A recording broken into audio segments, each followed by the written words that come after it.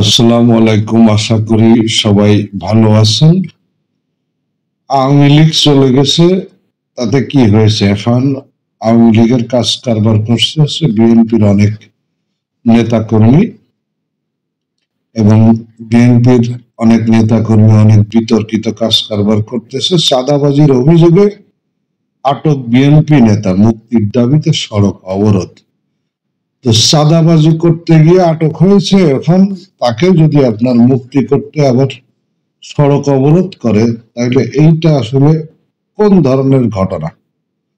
শনিবার 15ই ফেব্রুয়ারি সকাল 10টায় লালপুর থানা ঘেরাও কর্মসূচি শেষে সেখান থেকে বিক্ষোভ মিছিল শুরু করে লালপুর ত্রিমোহনীতে অবস্থান নেন বিএনপির নেতা কর্মীরা। এর ফলে লালপুর, গোপালপুর, লালপুর, বাঘা এবং লালপুর ঈশ্বরদী সড়কে তীব্র যানজটের সৃষ্টি হয়েছে। আটককৃতরা হলেন লালপুর ইউনিয়ন 9 নম্বর ওয়ার্ড বিএনপির সাংগঠনিক সম্পাদক মোহাম্মদ খোকন এবং তার ছেলে অনিক এবং ফিরোজ, মানে একই পরিবারের 3 জন। আটককৃতদের পরিবার ও বিক্ষোভকারীদের অভিযোগ, গতকাল রাত 12:30টার দিকে লালপুর সেনা ক্যাম্পের সদস্যরা খোকনের বাড়ি ঘিরে ফেলে, এরপর ঘরে ঢুকে তাদের ব্যাপক মারধর করে এবং তুলে নিয়ে যায়। আটক নেতাকে মুক্তি না দেওয়া পর্যন্ত আন্দোলন চালিয়ে যাবে বলেও জানান তারা। খোকনের স্ত্রী রত্না বেগম বলেন, আমার স্বামী ও 2 সন্তানকে নির্যাতন করে নিয়ে গেছে, আমরা তাদের মুক্তি চাই। এ বিষয়ে লালপুর উপজেলা বিএনপির সাবেক সদস্য সচিব হারুন রশিদ পাপ্পুর সঙ্গে যোগাযোগ করা হলে তিনি বলেন, আমি বিষয়টি সম্পর্কে অবগত আছি। আটক 3 জন আওয়ামী লীগের আমলে ব্যাপক নির্যাতিত।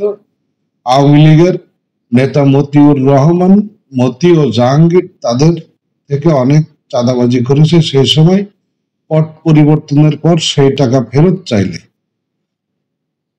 তারা দিতেও চাই, বাড়িতে ডেকে নিয়ে গিয়ে 20,000 টাকা ফেরত দেয় এবং এর একটি ভিডিও করে পুলিশ ও সেনাবাহিনীর কাছে দেয় তারা। এরপর সেনাবাহিনী খোকনের বাড়িতে গিয়ে তাকে তার সন্তানদেরকে তুলে নিয়ে আসে এবং ব্যাপক মারধর করে। এরই প্রতিবাদে নেতাকর্মী ও এলাকাবাসী সড়ক অবরোধ করেছেন। বিষয়টি আসলে দুঃখজনক। আর এই বিষয়ে লালপুর থানার ভারপ্রাপ্ত কর্মকর্তা নুরুজ্জামান বলেন, গতকাল রাতে সেনাবাহিনী আটক করে তাদের থানায় দিয়ে যায়। থানায় কোনো চাঁদাবাজির অভিযোগ নেই, বিষয়টি আমি দেখছি। এই যে ঘটনা, যে আওয়ামী লীগের আমলে তাদের কাছ থেকে চাঁদাবাজি করেছে, এখন আওয়ামী লীগ ক্ষমতা থেকে চলে গেছে, এখন তাদেরকে চাঁদাবাজি করতে হবে। আর এই ঘটনায় সেনাবাহিনীর সদস্যরা তাদেরকে তুলে নিয়ে যায়। তো নিয়ে যাওয়ার পরে তাদেরকে আবার যে লালপুর থানায় হস্তান্তর করেছে। তবে লালপুর থানা যেই ওসি, উনি বলছেন যে এই ব্যাপারে চাঁদাবাজির কোনো অভিযোগ নেই, বিষয়টি আমি দেখছি। তো সে যেভাবেই হোক, এখন এই যে গেছে 20,000 টাকা নিছে, সেটার ভিডিও আছে। তো এইখানে আওয়ামী লীগের আমলে যে তাদের কাছ থেকে চাঁদাবাজি করেছে, এরকম কোনো প্রমাণ কি আসলে তাদের কাছে আছে? তো থাকলে সেটা নিয়ে তারা থানায় মামলা করতে পারতো, আইনের আশ্রয় নিতে পারতো যে আওয়ামী লীগের আমলে আওয়ামী লীগের নেতা কর্মীরা তাদের উপরে এই ধরনের নির্যাতন চালিয়েছে, তাদের কাছ থেকে চাঁদাবাজি করেছে। তো এইটা না করে উল্টো পথে হেঁটে আসলে লাভবানটা কে? আর এতে এই যে বিএনপির প্রতি মানুষের যে এক প্রকার বিতৃষ্ণা বা ঘৃণা জন্মাচ্ছে, এর দায়ভারই আসলে নেবে কে? তো এইটা আসলে শুধু এই নাটোরের লালপুর না, সারা বাংলাদেশের একই অবস্থা।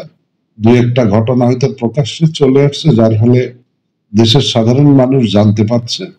আর যেগুলো আসলে প্রকাশ্যে আসছে না, সেগুলো সম্পর্কে মানুষ কিছুই জানে না।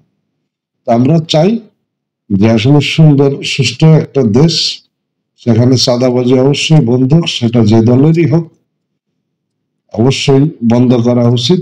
এবং সেই সাথে বিএনপির আমলে, আওয়ামী লীগের আমলে যারা চাঁদাবাজি করেছে, তাদেরকে বিচারের আওতায় আনা হোক। ভালো থাকবেন।